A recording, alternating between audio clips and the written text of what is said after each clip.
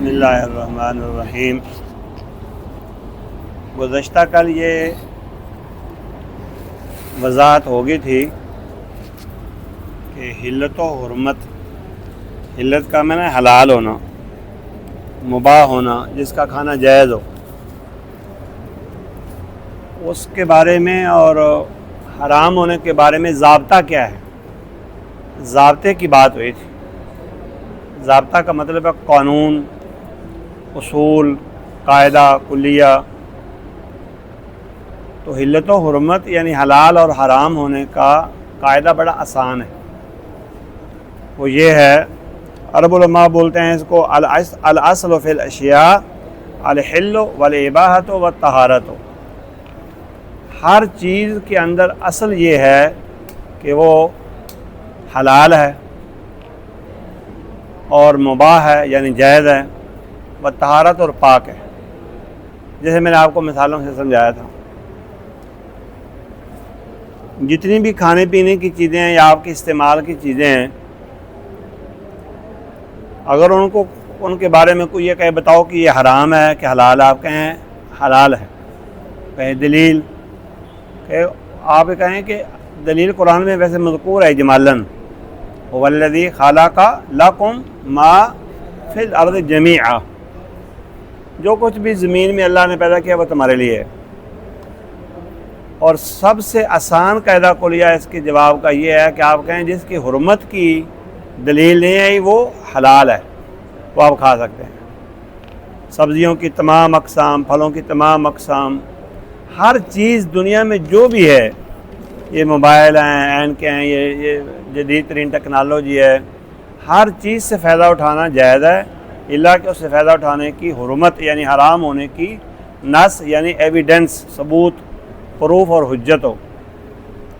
وہ قرآن مجید نے جو حرام جانور ہیں بیان کر دیے، جیسے پچھلی آیت میں ہم نے یہ پڑھ لیا کہ مردار ہے، خون ہے، خنزیر کا گوشت ہے جو غیر اللہ کے لیے ذبح کیا جائے، جو جانور پھانسی لے کے مر جائے، یا اس کو روڑا وٹا مار دیا جائے، یا اونچائی سے گرے، یا سینگ سے مارے ایک جانور دوسرے جانور کو، یا جس کو درندے کھا جائیں، یا جو غیر اللہ کے نام پر جہاں بت ہوں، میلے ٹھیلے ہوں، عرس عیدیں غیر مسلموں کی ہوں، مشرکوں کی ہوں، وہاں جا کے ذبح کیا جائے، یہ حرام ہے۔ اور دو باتیں حدیث میں آئی ہیں، وہ کیا ہے؟ ذو انیاب اس کو بولتے ہیں۔ مختصر سی بات یہ ہے کہ نکیلے دانت والا جانور، جیسے شیر ہے، چیتا ہے، بھیڑیا ہے، حتیٰ کہ کتا ہے، اور ذو مخلب پرندہ جو اپنے پاؤں سے شکار کرتا بھی ہے کھاتا بھی ہے۔ جو جانور پرندہ، شکاری پرندہ بھی، دوسرے بھی غیر شکاری پرندے بھی، تمام قسم کے پرندے، اس میں مرغیاں بھی، باقی چیزیں بھی، جو محض اپنے منہ سے کھاتے ہیں۔ جیسے آپ دیکھیں دیسی مرغا ہے نا، وہ صرف منہ سے کھائے گا، پنجے کو استعمال نہیں کرے گا۔ جو پنجے کو استعمال کرے کھانے میں یا شکار کرنے میں، وہ حرام ہے۔ بعض جو ہے نا وہ بذات حرام ہے، لیکن اس کے ذریعے شکار کرنا حلال ہے۔ جیسے کتا بذات حرام ہے، اس سے شکار کرنا جائز ہے۔ جب دانت تو لگیں گے جب شکار کرے گا، زخم کریں گے۔ اللہ تعالیٰ نے اس کو حلال قرار دیا ہے نا، پچھلی آیت میں ہم نے پڑھا۔ تو یہ دیکھو نا، يَسْأَلُونَكَ مَاذَا أُحِلَّ لَهُمْ قُلْ أُحِلَّ لَكُمُ الطَّيِّبَاتُ وَمَا عَلَّمْتُم مِّنَ الْجَوَارِحِ مُقَلِّبِينَ تُعَلِّمُونَهُنَّ مِمَّا عَلَّمَكُمُ اللَّهُ، جن کو تم نے سکھا دیا ہے شکار کا طریقہ، کتا ہو شکار کا، یا باز ہو، یا شکرا وغیرہ جو بھی لوگ استعمال کرتے ہیں، بذات وہ حرام ہے، لیکن ان کا شکار حلال ہے جب دو شرطیں پائی جائیں۔ نمبر ایک، آپ کو بتایا تھا کہ جب جانور کو چھوڑو، کتے کو چھوڑو شکار پر، تو بسم اللہ واللہ اکبر پڑھ کے چھوڑو۔ اگر وہ مار بھی دیتا ہے نا شکار کو، پھر بھی حلال ہے۔ اور نمبر دو، وہ شکاری کتا خود نہ کھائے، اگر خود کھانا شروع کر دے، پھر اس نے شکار تمہارے لیے نہیں کیا، اپنے لیے کیا ہے۔ اگر خود نہ کھائے، شکار مار دے یا تمہارے پاس لے آئے اور زندہ ہو، تم اس کو ذبح کر لو، اگر مر جائے تو کھا لو، انشاءاللہ کچھ نہیں ہے اسے۔ قرآن نے حلال قرار دیا، ہم اس کو کیسے کہہ سکتے ہیں کتے کے دانت لگیں؟ دانت لگے ہیں، کوئی شک نہیں اس میں، لیکن دانتوں کی وجہ سے حرام نہیں ہوگا۔ یہ تو ہو گیا ضابطہ حلال حرام کا۔ اب اللہ تعالیٰ نے اور بھی رستہ دے دیے جو اہل کتاب کے ساتھ معاملات ہیں کھانے کے اور نکاح کے، آج کے سبق میں ان کا بیان ہے۔ الیوم احل لکم الطیبات، آج تمہارے لیے پاکیزہ ساری چیزیں حلال کر دی گئی ہیں۔ میں نے آپ کو بتایا تھا پاکیزہ چیز کون سی ہوتی ہے۔ پاکیزہ چیز وہ ہوتی ہے جس کو اللہ تعالیٰ نے حلال قرار دیا ہو اور صحت کے لیے نافع ہو، فائدہ مند ہو، ضرر دینے والی نہ ہو، نقصان دہ نہ ہو۔ جیسے آپ کو بتایا تھا کہ انار جیسی قیمتی چیز جو ہے وہ صحت کے لیے کتنا مفید اور فائدہ مند ہے۔ حکیم کہتے ہیں انار کھاؤ، لیکن اگر وہ انار خراب ہو جائے درمیان سے تو خراب دانے نکال دو، بس اتنی بات ہے۔ دودھ ہے، شہد ہے، لسی ہے، چائے ہے، جو بھی پھل کی اقسام میں سبزیاں ہیں، جب تک وہ خراب نہ ہوں وہ تمہارے کھانے کے لیے نافع ہیں۔ حلال ہونے کے باوجود اگر وہ خراب ہو جائیں پھر آپ استعمال نہ کریں، اپنی صحت کو نقصان دیں گے۔ والا قرآن پاک میں وَلَا تُلْقُوا بِأَيْدِيكُمْ إِلَى التَّهْلُكَةِ، اپنے آپ کو ہلاکت میں نہ ڈالو۔ اس کی جمالی تفسیر یہ ہے کہ ہر وہ کام جس میں تمہاری صحت کا نقصان ہوتا ہے یا دین کا یا ایمان کا، اس کو اختیار نہ کرو۔ وَطَعَامُ الَّذِينَ أُوتُوا الْكِتَابَ حِلٌّ لَكُمْ، اور ان لوگوں کا کھانا جو کتاب دیے گئے ہیں، کتاب کی یہودی اور عیسائی، ان کا کھانا تمہارے لیے حلال ہے۔ اس کی بھی شرط ہے، کیا؟ وہ کھانے کی ذات حلال ہو۔ مثلا سبزی پکائیں، گوشت پکائیں، بکرے کا، مرغے کا، بھینس کا، کٹے کا، گائے کا، اونٹ کا، چاہے برائلر ہی ہو، چاول پکائیں، کھیر پکائیں، حلوہ پکائیں، جو ہماری مرغوب غذا ہے تو وہ حلال ہے۔ لیکن اگر وہ شراب لے کے آئیں یا خنزیر کا گوشت پکائیں یا کتے کا والعیاذ باللہ یا گدھے کا یا حرام جانوروں کا، تو پھر ان کی دعوت حرام ہے۔ آپ ان کا کھانا جوازی طور پر کھا سکتے ہیں جب کھانے کی ذات حلال ہو، یہ ضابطہ ہے۔ وَطَعَامُكُمْ حِلٌّ لَهُمْ، اور تمہارا کھانا ان کے لیے حلال ہے۔ بعض لوگ کراہت محسوس کرتے ہیں، ان کو اپنے برتن نہیں استعمال کرنے دیتے، ایسی کوئی بات نہیں ہے۔ ان کے ہاتھوں کو کچھ نہیں لگا ہوا، ہو سکتا ہے نظافت میں ہاتھ ان کے ہم سے بھی زیادہ صاف ہوں، تو پاک ہونا ضروری ہے ہاتھوں کا، اور صاف ہونا ضروری ہے۔ برتن وہ تمہارے استعمال، جب کھانا کھا سکتے ہیں تو برتنوں کا کیا مسئلہ رہ گیا؟ اور یہ برتن ہے نا، یہ چائے کا کپ ہے یا مثال کے طور پر کھانا کھانے والی چیز ہے، تو آپ اس کو ہاتھ لگا لیں تو وہ ناپاک نہیں ہوگا، پاک رہے گا انشاءاللہ۔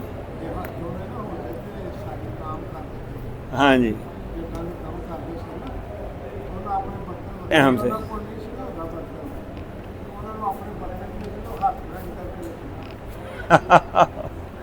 یہ تکلف ہے خواہ مخواہ، بلکہ اپنے آپ کو مشکل میں ڈالنا ہے۔ شرع نے یہ پابندی نہیں لگائی، وہ تمہارے برتنوں میں کھا سکتے ہیں اور برتن ناپاک نہیں ہوں گے، اور کھانے کی ذات حلال ہونی چاہیے، بس ہماری بھی ان کی بھی۔ والمحصنات من المؤمنات، اور پاک دامن عورتیں مومنوں کی، مسلمانوں کی، وہ بھی تمہارے لیے حلال ہیں۔ عورتوں کے حلال ہونے کا مطلب ہے تم ان سے نکاح کر سکتے ہو، مسلمان ہوں، پاک باز ہوں۔ پاک باز کا مطلب ہے زنا کرنے والی نہ ہوں۔ والمحصنات من الذین اوتوا الکتاب من قبلکم، اور جو لوگ تم سے پہلے کتاب دیے گئے یہودی اور عیسائی، ان کی بھی پاک باز عورتیں تمہارے لیے حلال ہیں۔ پاک باز کا مطلب واضح ہے، زنا کار نہ ہوں۔ اور باقی شروط نکاح کی وہی ہیں۔ ولی کی اجازت ہر عورت کے لیے ضروری ہے، چاہے کنواری ہو، چاہے بیوہ ہو، چاہے مطلقہ ہو، جو بھی اس کا مسئلہ ہے۔ عورت ہے، لا نکاح الا بولی و شاہد عدل، دو گواہوں کا ہونا اور ولی کی اجازت کا ہونا ضروری ہے۔ ولی بعض دفعہ غلط فیصلے بھی کر دیتے ہیں، مثلا اپنی بیٹی یا اپنی بہن یا بھتیجی یا بھانجی جو اس کا مکلف بنایا گیا ہے، ولی کا درجہ اس کو دیا گیا ہے، تو وہ اپنے بھانجے یا اپنے بھتیجے یا اپنے بھائی یا بیٹے سے نکاح کرتا ہے، اس لیے کہ بچی جو ہے وہ عقل مند ہے، اس کی تنخواہ لگی ہوئی ہے، خوبصورت ہے، مال جمال والی ہے، تو کہیں گے ایسے رشتہ باہر نہیں کرنا۔ اب وہ اپنے رشتہ دار کے ساتھ اس کو زبردستی مار دیتے ہیں۔ جبکہ عورت مطمئن نہیں ہوتی، یہ بھی جائز نہیں ہے۔ اس میں خلاصہ کیا ہے؟ خلاصہ اس میں یہ ہے کہ شریعت کی نگاہ میں موقف سنا جائے، موقف درست کس کا ہے؟ جس کا موقف شریعت کے مطابق ہے اس کو ترجیح دی جائے گی۔ مثلا عورت ذات کہتی ہے میں نے ادھر نکاح نہیں کرانا، وجہ مشرک بندہ ہے، بے دین ہے، نماز نہیں پڑھتا، حرام کھاتا ہے، یا بھئی سیدھی بات ہے عقل و شعور سے اس کو پسند نہیں ہے، اس کی جسامت، اس کا رنگ ڈھنگ، اس کا حلیہ، قد و قامت عورت کو پسند نہیں ہے تو شرع مجبور نہیں کرتی۔ نبی صلی اللہ علیہ وسلم نے اسی لیے تو کہا کہ دیکھ لو ایک نظر، پسند آ جائے تو کر لو، نہ آئے تو نہ کرو۔ قرآن مجید میں ہے کہ فَانكِحُوا مَا طَابَ لَكُم مِّنَ النِّسَاءِ، جو عورتیں تمہیں پسند ہیں ان سے نکاح کرو۔ اس کا غلط مطلب نہ نکالا جائے کہ لو میرج کر لو ولی کی اجازت کے بغیر، یہ بھی غلط ہے۔ نکاح تو ہوتا ہے نہیں ولی کی اجازت کے بغیر۔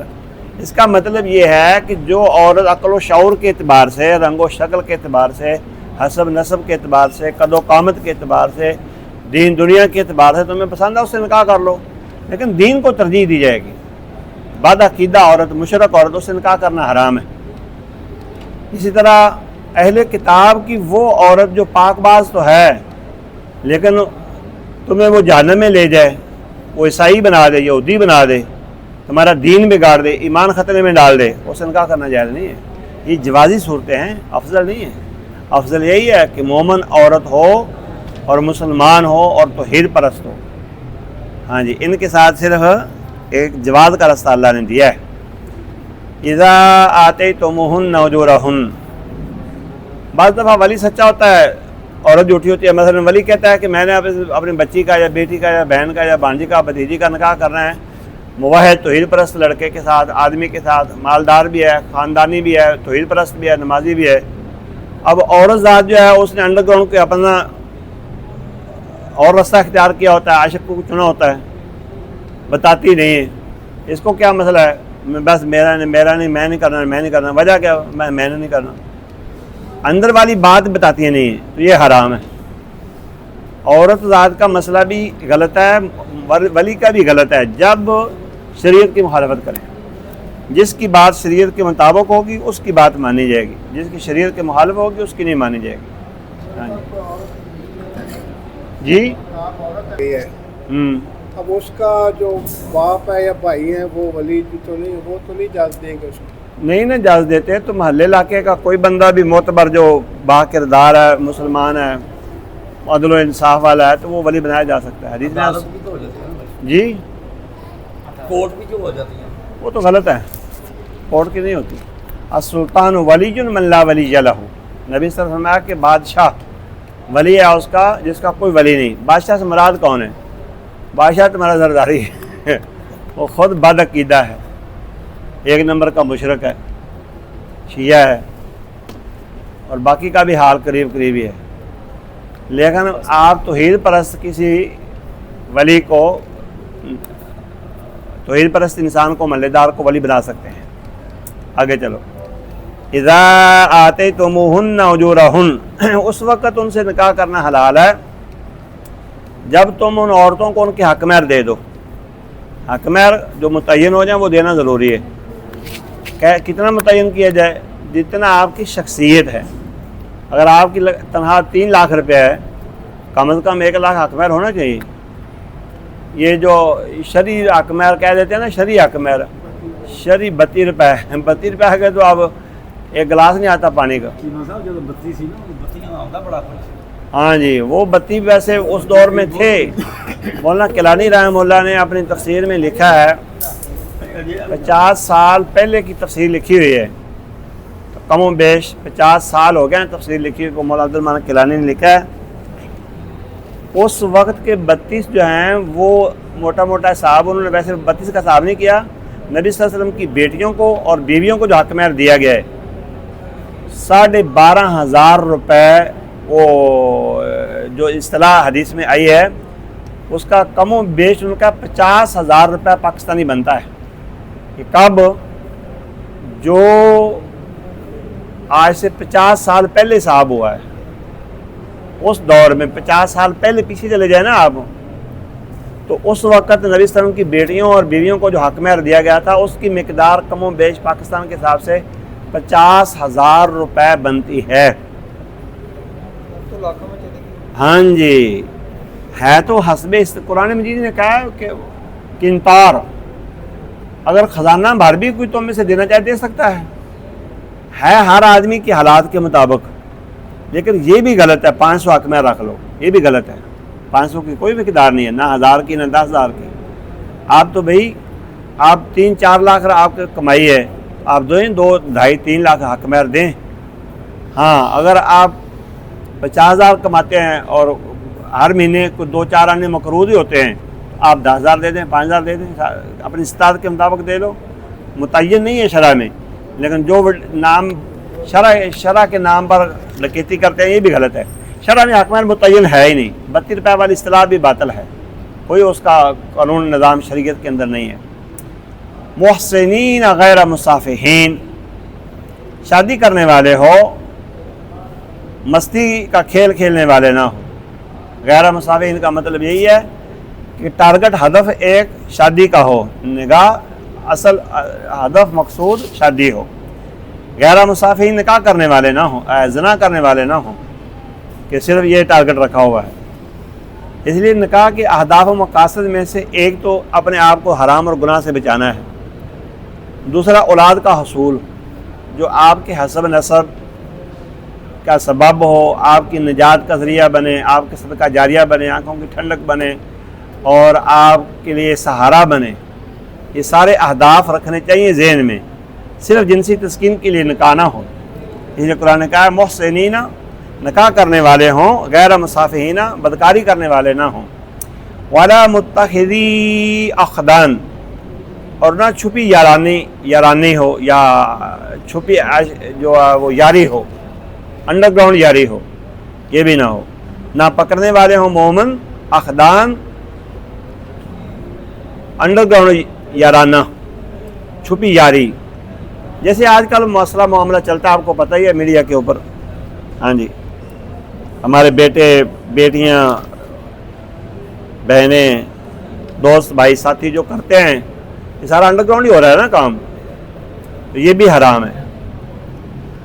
ایسا بھی نہ، نکاح کے اہداف مقاصد میں سے ایک مقصد یہ ہے کہ نکاح کے احکام میں سے ایک حکم یہ ہے اس کو ظاہر کیا جائے، اعلانیہ کیا جائے۔ اعلانیہ کا مطلب کیا ہے؟ لوگوں کو پتہ چلے نکاح ہوا ہے۔ چاہے 10 بجانے کی علت میں سے ایک علت یہ بھی ہے کہ لوگوں کو پتہ چل جائے نکاح ہوا ہے۔ اب 10 والی ضرورت نہیں رہی، میڈیا آ گیا ہے، تو مسجد میں نکاح کر دو، ولیمہ کر دو، ہلکا سا ولیمہ کر دو، 2-4 دوست بھائی ساتھی بلا کے ولیمہ کر دو، لوگوں کو پتہ، لوگ دیکھیں کھانا کھا رہے ہیں، کیا وجہ ہے؟ نکاح ہو گیا جی ان کا فلاں کا، ولیمہ کھا رہے ہیں۔ اور یہ ضروری بھی نہیں ہے کہ ولیمے کے اندر آپ سارے جاگ جان کو اکٹھا کریں، ولیمہ ایزی ہو، شادی ساری ایزی ہونی چاہیے، آسان ہونی چاہیے۔ میں آپ کو 1-2 منٹ میں ایک بات سناتا ہوں۔ میرے دوست میرے کمرے میں جو مدرسے میں جب ہم پڑھتے تھے نا، جو میرے دوست کمرے میں رہتے تھے، ان کا نام سعید تھا، سعید حیات، وہ انڈیا کے تھے۔ ان کی شادی ہوئی تھی، میری شادی نہیں ہوئی تھی۔ ہم کبھی کبھار شادی کے موضوع پر بحث کرتے کھانا کھاتے وقت۔ تو میں نے ان سے پوچھا کہ شادی کے موقع پر آپ لوگ کتنے بھائی برات گئے تھے؟ کہنے لگا وہ کیا ہوتی ہے؟ میں نے کہا برات کا مطلب نہیں جانا، پتہ تو تھا وہ جان مجھے کہہ رہا وہ کیا ہوتی ہے۔ میں نے کہا برات، انہوں نے کہا برات کیا، 2 گئے 3 ہو کے آ گئے۔ میں نے کہا یہ کیا ہے؟ کہنے لگے میں موٹر سائیکل پر گیا، تیرے چھوٹے بھائی کو پیچھے بٹھا دیا، سسر نے نکاح پڑھا دیا، تیری بھابھی کو پیچھے بٹھا کے ملے آیا، بس۔ اگلے دن 2 بکرے ذبح کیے، استادوں کو بلایا، اپنے دوستوں کو بلایا، رشتہ داروں محلہ داروں کو بلایا، ولیمہ پکا کے کھلا دیا، بس نکاح ہو گیا۔ جو نہ کوئی جہیز، نہ کوئی طبلہ سرنگی، نہ کوئی برات، نہ کوئی تماشا۔ وَمَن يَكْفُرْ بِالْإِيمَانِ فَقَدْ حَبِطَ عَمَلُهُ، اور جو ایمان سے کفر کرے اس کا عمل برباد ہو گیا۔ نماز والا، حج والا، صدقے والا، توحید والا، جہاد والا، جو بھی نیک عمل کیے تھے سارے برباد ہو گئے۔ کیسے؟ اللہ تعالیٰ نے یہ بات کہاں آ کے بیان فرمائی ہے؟ پیچھے شادیوں کا مسئلہ ہے۔ یہ اہل کتاب کے ساتھ تم شادی کرو، وہ تم کو سٹیپ بائی سٹیپ مرلہ وار یہودی بنا دیں، وہ سٹیپ بائی سٹیپ مطلب آپ تمہیں عیسائی بنا دیں، تو اس سے اللہ نے ڈرایا ہے۔ ایسا نہ ہو کہ عورت کے پیچھے لگ کے تمہارا ایمان ضائع ہو جائے۔ جوازی طور پر اللہ نے اجازت دی ہے، افضل نہیں ہے، اسی لیے کہا ہے جو انکار کرے ایمان کا اس کے عمل برباد ہو گئے۔ ہم کسی کے اوپر حکم نہیں لگاتے کہ کوئی یہودی ہے کوئی عیسائی ہے۔ کہا جاتا ہے کہ یاسر عرفات جو فلسطین کے اندر بہت بڑا لیڈر تھا، اس کی تنظیم کا نام پتہ نہیں، مجھے یاد بھول گیا، اس کے گھر میں یہودن عورت تھی وہ بڑے ہدف اور مقصد کے تحت آئی تھی۔ یہودی ایسا کرتے ہیں کہ جو مسلمانوں کا لیڈر تگڑا ہوتا ہے نا، جو ان کے خلاف ہوتا ہے، اس کے گھر میں اپنی بہو بیٹی چھوڑ دیتے ہیں نکاح کے رستے سے، اور وہ اس سے وہ کام کروا لیتے ہیں جو جنگی سپہ سالار نہیں کراتے۔ یہ آپ کو پتہ ہے۔ وَهُوَ فِي الْآخِرَةِ مِنَ الْخَاسِرِينَ، یہ بندہ جس نے اپنے ایمان کو چھوڑ دیا، کفر اختیار کر لیا، عورت کے پیچھے لگ کے مسلمانوں کا غدار بن گیا، بے وفا بن گیا، تو بس برباد ہو گیا اس کا عمل، اور آخرت میں یہ خسارہ پانے والوں میں سے ہے۔ خسارے کا مطلب ہے اس کا دین ایمان ضائع ہو گیا تو دنیا آخرت تباہ ہوگی۔ دنیا میں 2-4 دن جو اس نے فائدہ اٹھانا تھا اٹھا لیا، آخرت تباہ ہوگی، ساری برباد ہوگی۔ یسألونک، اگلے دن ہی کرنا سنت طریقہ تو یہ ہے کہ خاوند بیوی کے ملاپ کے بعد ہونا چاہیے۔ اگر نکاح ہو گیا ہے ملاپ نہیں ہو سکا تو ولیمے کو مؤخر کیا جائے 2-3-4 دن تک، جب تک ان کا ملاپ نہیں ہو جاتا، آپس میں ملاقات نہیں ہو جاتی، ہم بستری نہیں کر لیتا خاوند بیوی سے، اس وقت تک وہ ولیمہ نہ کریں۔ سنت طریقہ ولیمے کا یہی ہے۔ تھوڑا کر لیں، زیادہ کر لیں، وہ ان کی مرضی ہے، لیکن کرنا اس وقت ہے جب وہ ملاقات کر لیں۔ ملاپ کے فوری بعد پھر ضروری ہے یا پھر نہیں، ڈیلے کرنا جائز ہے۔ یہ مسئلہ نہیں ہے کہ ملاپ کے فوراً بعد کریں۔ یہ جی آج جب بھی استطاعت و حالات اجازت ہیں اس وقت کر لیں۔ الیوم احل لکم الطیبات، آج پکیزہ چیزیں تمہارے لیے حلال کر دی گئی ہیں۔ وطعام الذین اوتوا الکتاب حل لکم، اور کھانا ان لوگوں کا جن کو کتاب یعنی تورات انجیل دی گئی وہ تمہارے لیے حلال ہے۔ وطعامکم حل لہم، اور تمہارا کھانا ان اہل کتاب کے لیے حلال ہے۔ شرطیں دونوں کی ایک ہیں، کیا بذات چیز حلال ہو جو پکائی کھلائی جا رہی ہے۔ والمحصنات من المؤمنات، اور مومنوں کی پاک دامن عورتیں وہ بھی تمہارے نکاح کے لیے حلال ہیں۔ والمحصنات من الذین اوتوا الکتاب من قبلکم، اور مومنوں اور ان کی پاک بعض عورتیں جو اہل کتاب ہیں، تم سے پہلے کتاب دیے گئے، تورات انجیل یہودی عیسائی ہم سے پہلے آئے ہیں، ان کی عورتیں بھی پاک دامن ہوں تو وہ تمہارے نکاح کے لیے حلال ہیں۔ اذا آتیتموہن اجورہن، جب تم ان کے حق مہر دے چکو، حق مہر دینا فرض ہے اپنے حالات اور استطاعت کے مطابق۔ محسنین غیر مصافحین، نکاح کرنے کی غرض ہو، زنا کی غرض نہ ہو۔ ولا متخذی اخدان، اور پوشیدہ یاری نہ ہو۔